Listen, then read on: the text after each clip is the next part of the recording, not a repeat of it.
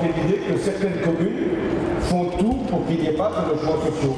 Et quand un terrain se libère, eh bien, la première volonté de ces communes, c'est de le laisser à un promoteur privé plutôt qu'à un bailleur social. D'où la proposition aussi que je fais.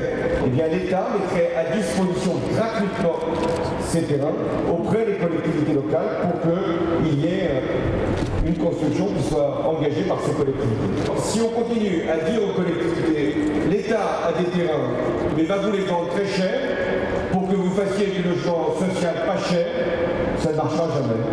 Et d'ailleurs, c'est ce qui se produit depuis 5 ans. Ça ne marche pas.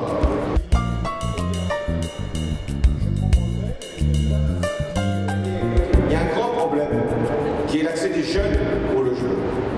Beaucoup de jeunes, vous savez que j'ai fait de ma campagne un enjeu essentiel sur la jeunesse.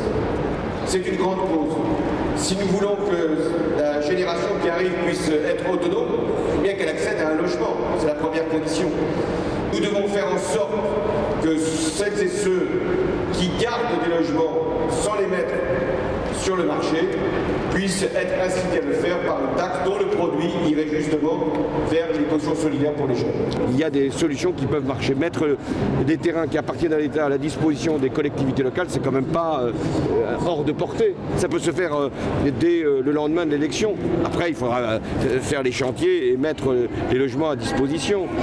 Permettre que les logements vacants puissent être taxés pour être libérés et ainsi être offerts tout de suite à des personnes qui attendent des logements. C'est pas si difficile.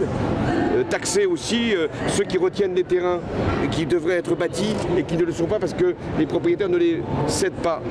C'est possible. Et contrôler les loyers au moment de la relocation, là aussi ça demande de prendre un certain nombre de textes qui ne sont pas si difficiles. La question du logement, elle n'intéresse pas que les personnes modestes. Elle intéresse tous les Français, des plus modestes jusqu'aux classes moyennes qui pouvaient jusqu'à présent être considérées comme favorisées. On a besoin aussi d'accéder à la propriété. Et c'est pourquoi je propose qu'il y ait dans l'épargne qui sera mobilisée une part qui ira vers l'accession à la propriété. Ce que je viens de signer, ce ne sera pas simplement un contrat entre la Fondation de l'Abbé Pierre et le candidat socialiste. J'espère que ce sera le contrat entre le prochain président de la République et les Français.